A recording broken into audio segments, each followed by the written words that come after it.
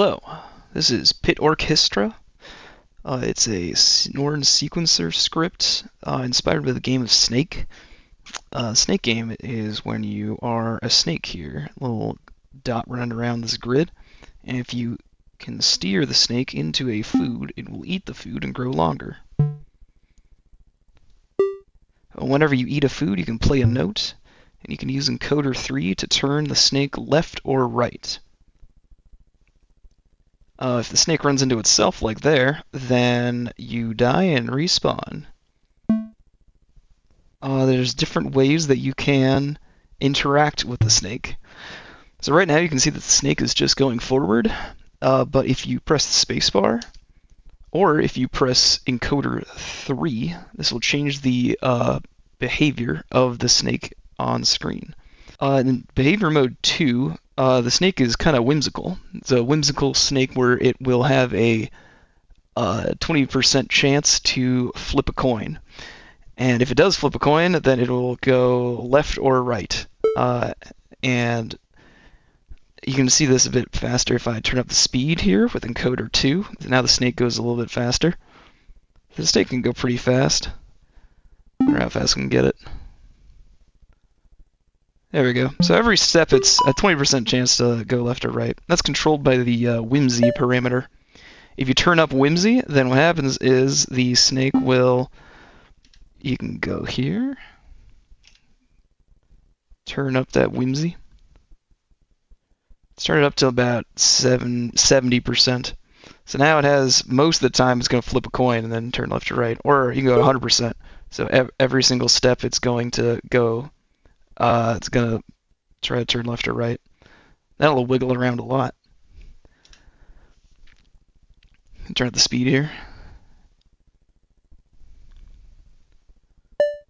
So that's fun to see if the snake can get a food. If you have a grid or another grid controller using mini grid, you can place foods by just poking the grid. There you go. Now the snake will grow longer, but since it's turning so much, it'll kind of die really quickly. So we can turn down the Whimsy a bit. Maybe it'll survive a bit longer and get longer. There we go.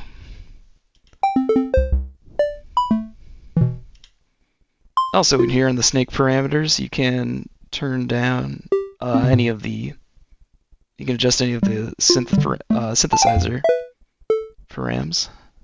Maybe turn up decay so we can hear it a bit more.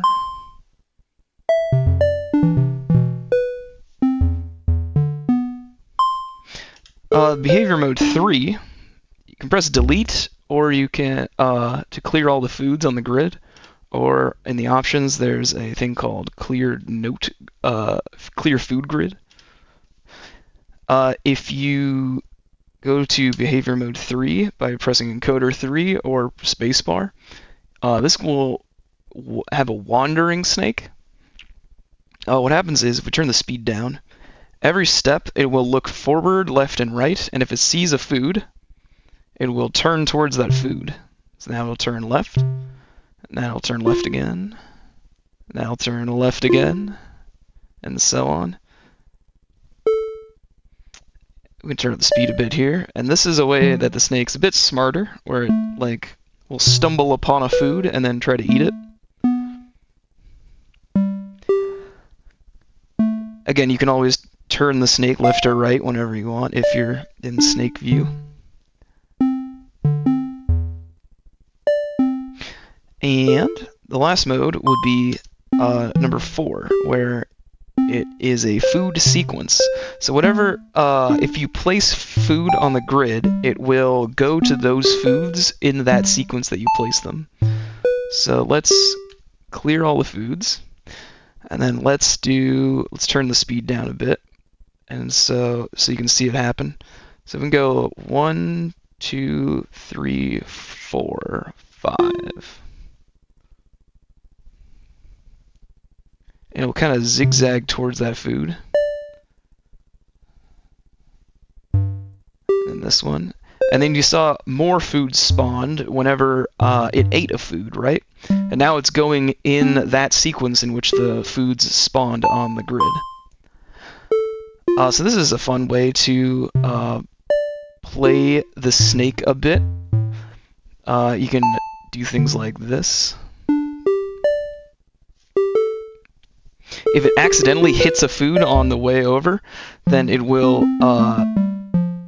just eat that food and then append it to the sequence. But what's going on right now is kind of hard to follow, but kind of fun to watch. So what we can do is we delete all that, and then I don't like the food disappearing, and I don't like new food spawning. So what we can do is we can go into some food settings here. We can turn off the food spawning, and we have now immortal food, so the food does not die.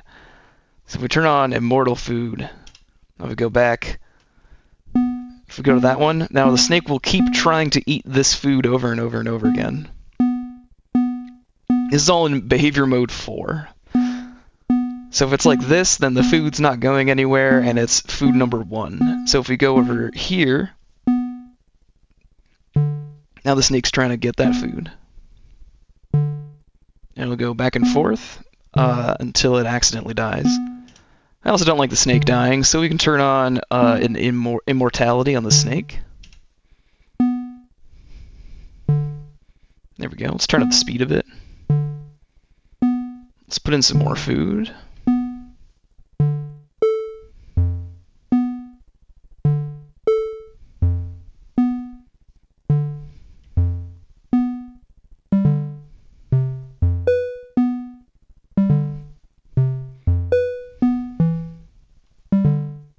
Some more food. We start to get this melodic patterns starting to emerge out of the snake pathing as it searches for the food. And as it's going around, if it the way it's sequencing the food is, you saw it place like 1, 2, food 1, food 2, food 3.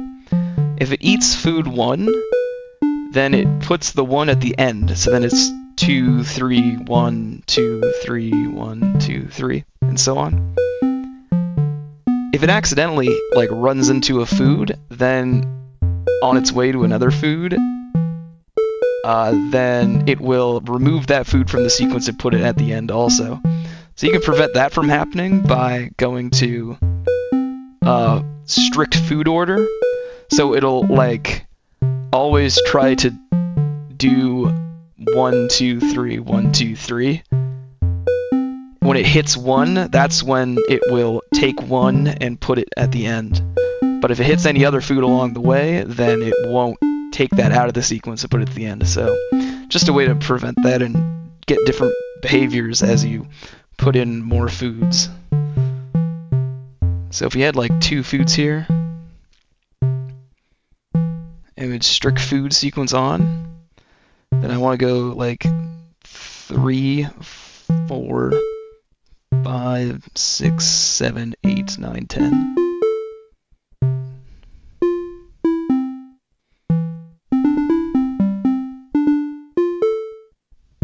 And you can see it's kind of working. What happened was when I was placing in more foods, the snake itself was still looping and still eating food along the way, so I just didn't put in the sequence fast enough for it to do what I expected it to do, but it's working out fine.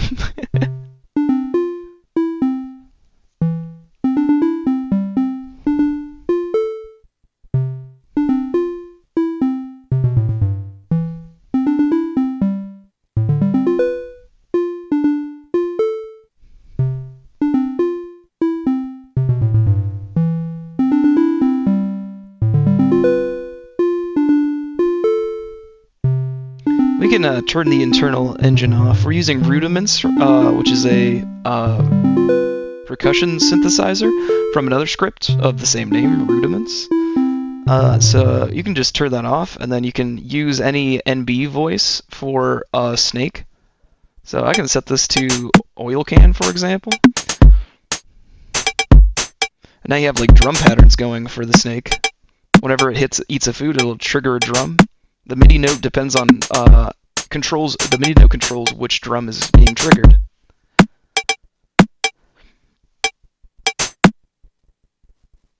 Got drum crow. We can use some Implatress. I've been using the wavetable, I think.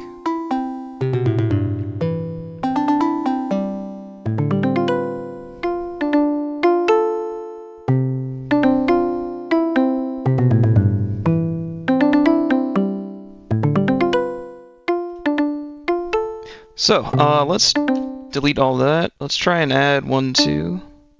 Let's get a snake loop in. So what you can do is then turn encoder 1 here, and you see some numbers pop up on the left. That is your snake selection. So whatever snake you've selected, you can then use the knobs to control the snake. If you don't have a grid, you can press encoder, you can press key 2, and that'll turn on this little cursor. And then you can use these knobs to turn the cursor around. There you go. Kind of lags the screen that I'm streaming. That's fine. Then if you press key 3, places a food. So the snake will go over there. So you don't need a grid to do any of this. So you can just press key 2 to turn this on or off. If it's off, then you're controlling a snake, whatever's selected here. If it's on, then these knobs will control the cursor.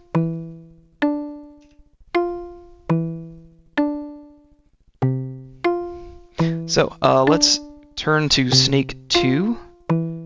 And there's no way to turn it on from here, but you can use like a keyboard to, you can like press Q. Everyone knows what Q is. Maybe people don't.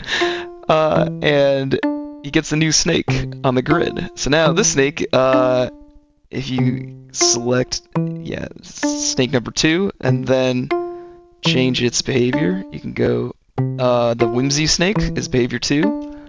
Or this is the wandering snake. Or you can go, this would be number 4, which should be the food order snake. So now if you have 2 snakes that are both doing the food order, they have the same they share the same sequence. So both snakes will go for food number 1, for example. And if one eats it before the other, then both of them will steer towards food 2 instead. So you can get some strange patterns happening when snakes have different speeds, and there's a lot of different foods. Currently, we don't have snake 2 doing anything, so let's do snake 2.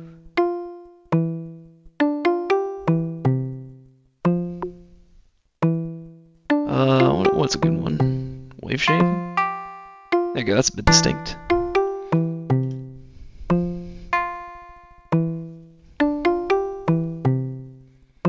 Let's select snake number 2 and turn up the speed with encoder 2. So now snake number 2 is going really fast and eating all the food.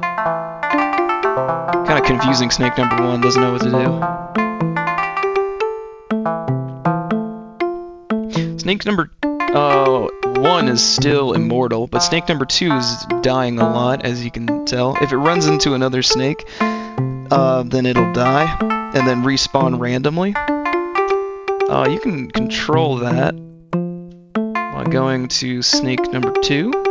So that whatever selected snake you have here will update the parameters below it, as you can see.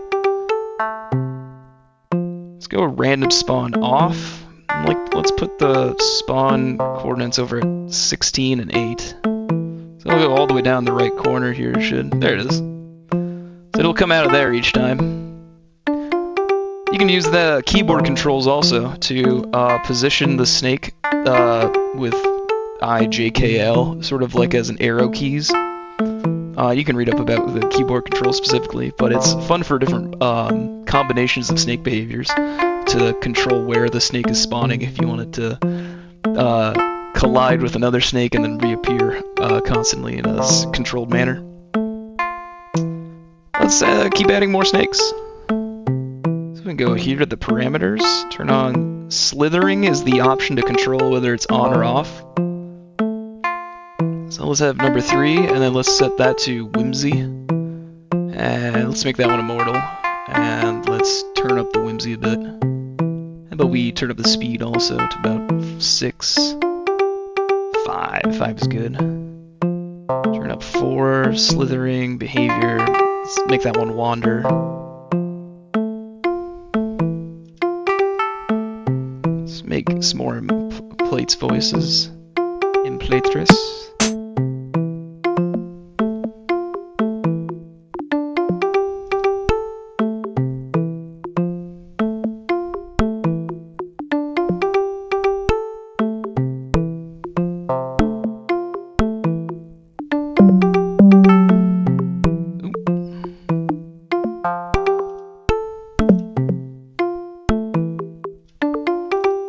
set you to...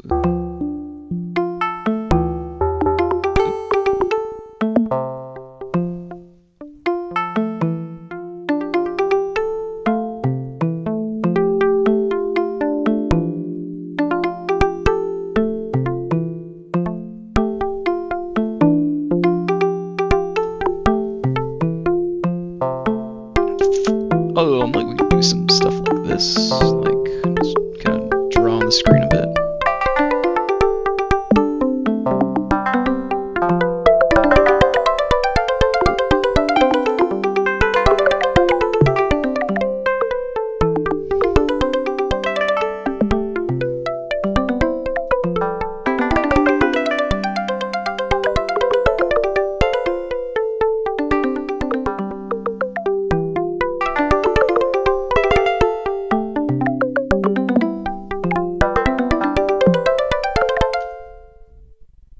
Let's probably just like walk through what all these parameters are. Put on some foods in the background. Ambient fooding. Ambient slithering. We can look up different parameters here. NB settings, where each snake has a different voice, and you can set it to any NB voice that you'd like. Whenever it eats a food, it will do a note on. There's currently no note off behavior or any other MIDI controls, but it'll just note on when it eats a food. Internal on-off controls the internal rudiment synth voice engine. Selected snake will control which snake is selected, and then the parameters below it will show whatever snake is selected. Slithering is on or off. You can turn this on or off from the menu here, and it'll turn the snake on or off. Behavior is 1 through 4. You have no behavior for repeated, straightforward sequences. 2 is the whimsical snake, 3 is the wandering snake, and 4 is the sequencing snake. Speed goes from 1 to 70. I guess we can show that. Turn off voice, turn on rudiments, and turn this on to envelope decay. If you have a long decay, you can trigger a lot of notes very quickly, and Norn's audio engine will start yelling at you. So maybe have warning, a bit of warning before you just start cranking the speed. But you can. So you can do stuff like, if you have like one thing there, it goes up to 70 in a stable fashion.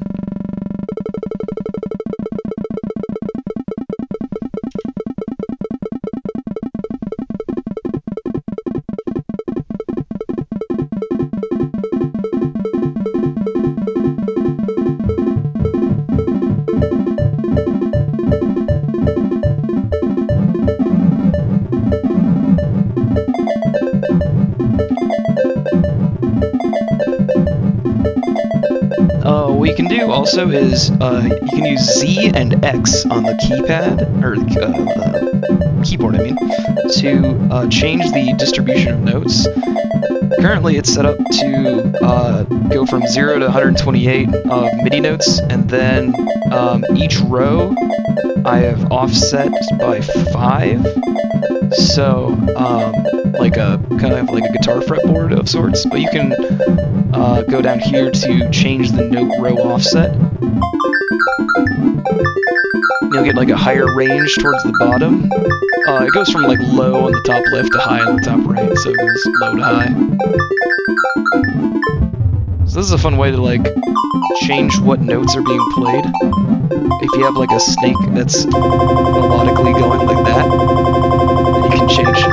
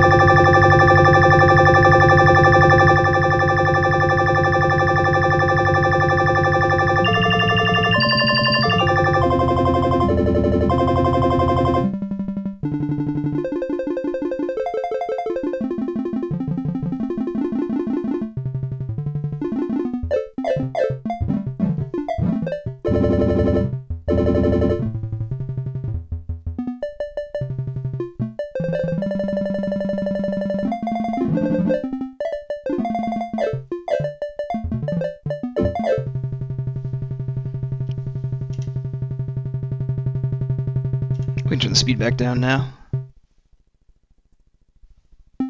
Maybe change that behavior back to 4. There we go. Scale, it's currently quantized to just a major scale, but it's the 7 Western modes of Aeolian, Ionian, Mixolydian, Lydian, the others. 2-player mode will, if that's on, then you can spawn another snake. Let me delete all those. You can, let's set this back to 1, and then spawn number 2. So if I select number 1, this will control, the right one always controls the selected snake. The encoder 3 always controls the selected snake. And encoder 2 then you can use to control snake +1. So if snake number 1 is selected, it'll control the next one up, which is 2. Or if 3 is selected, it'll control 4. Or 4 is selected, it'll control 1. So you can play 2 snakes at once if you'd like. Or you can grab a friend and control both of them. Or, I mean, each one of you can control the other and try and see who's the best slitherer. Clear food grid, strict food order. These are different parameter settings for rudiments, which are self-explanatory or explained in the documentation. You can set random spawn on or off, and then you can set the coordinates of the spawn points. Quantize will quantize your snake to the grid, or you can set that off, and then it'll just play MIDI notes, unquantized MIDI notes in integers. Then transpose, you can transpose each snake individually. So if you want one in the bass lower region of MIDI notes and you want one in the higher region of MIDI notes, you can transpose them differently. Max length also, it defaults to 10, but you can set that all the way up to, I picked 128 because that's a full grid, but you can, if you have a snake, if the snake's immortal, then you can just keep looping over itself as long as you'd like. So I figured 128 is big enough if you'd like. And I think that's it. Cool. You check out some of the different sketches to see different things that you can do with the snakes. There's a lot of different ways you can combine the different behaviors and melodies and types of synth voices and so on. So thank you for watching, and I hope you enjoy snaking.